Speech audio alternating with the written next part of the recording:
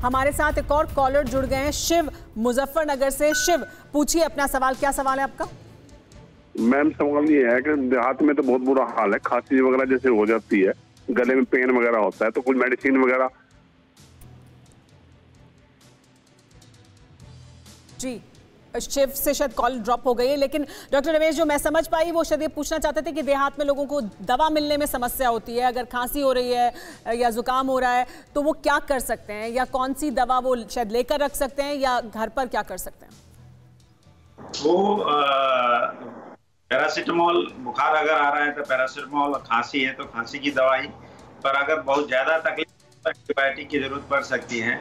Question ये उठता है कि ये कोरोना की वजह से है या दूसरा रूटीन खांसी जुकाम है, वो तो बिना टेस्ट किए कंफर्म नहीं किया जा सकता। तो अगर वहाँ फैसिलिटी है तो जाके टेस्ट कराएं, कंफर्म करें कोविड रिलेटेड इन्फेक्शन है। अगर नहीं है तो सिंपल एंटीबायोटिक और पैरासीटामोल और खांसी की कोई दवाई लेने से उनके सिम्टम को आराम पड़ सकता है। हमारे साथ ऋतु जुड़ गई है, एक और कॉलर उन्नाव से। ऋतु, पूछिए अपना सवाल। आपका सवाल क्या है? जी मैम, एक बार कोरोना होने के बाद क्या दोबारा नहीं हो सकता, और दोबारा होने के चांस है कि नहीं है, और वैक्सीन लगवानी पड़ेगी? डॉक्टर खन्ना, आप अगर इसका जवाब देना चाहें तो।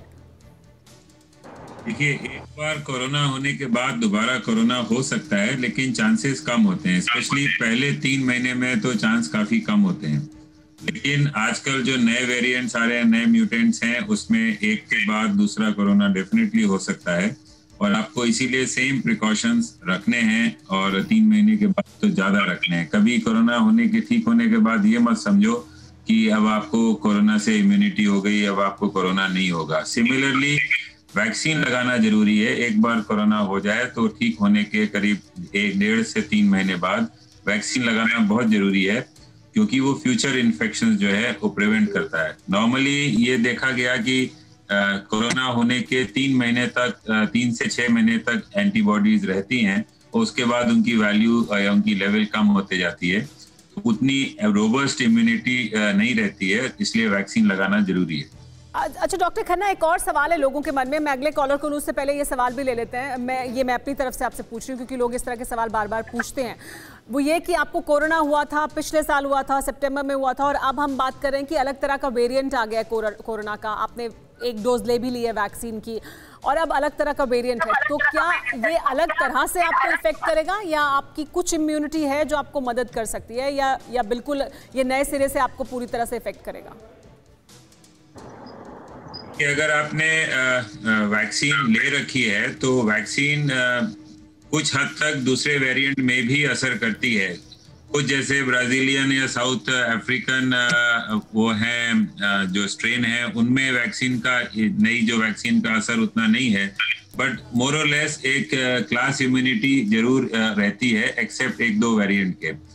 आज की तारीख में वैक्सीन अगर आपने ली है तो आप ज्यादातर स्ट्रेन से बचे रहते हो सीवियर डिजीज के लिए, और इन फ्यूचर जो वैक्सीन आएंगी उसमें नए स्ट्रेन भी कवर होंगे, ऐसा उम्मीद है, बिकॉज रिसर्च चल रही है तो नए स्ट्रेन के अगेंस्ट भी वैक्सीन की में इम्यूनोजेनिसिटी लाई जा रही है। जी, एक और सवाल है जो आमतौर पर पूछा जाता है, मैं ये भी सवाल ले लूँगी डॉक्टर रमेश आपसे। मैं जानना चाहूँगी कि क्या कोरोना के दौरान जो अभी हम नए वेरिएंट्स देख रहे हैं, या नए सिरे से जो लोगों में सिम्टम्स दिखाई दे रहे हैं, क्या इसमें निमोनिया जैसे सिम्टम्स भी हैं? लोगों को लगता है कि उनको निमोनिया हुआ है और दरअसल उन्हें कोरोना है। नहीं, ये जो अभी इन्फेक्शन हो रहा है, निमोनिया उसका पार्ट है, तो निमोनिया तो होता ही है, इसमें कोई डाउट नहीं है, और उसी की वजह से जो जब सीरियस हो जाता है तो काफी डेथ भी हो रही है। तो pneumonia is part of the illness, वो उसका हिस्सा ही है, क्योंकि आपको जब वो एग्रेवेट हो जाता है तो निमोनिया हो जाता है, तो वो निमोनिया तो कोरोना का हिस्सा है। परवाह देश की, सोमवार से शुक्रवार रात 10 बजे TV9 भारतवर्ष पर।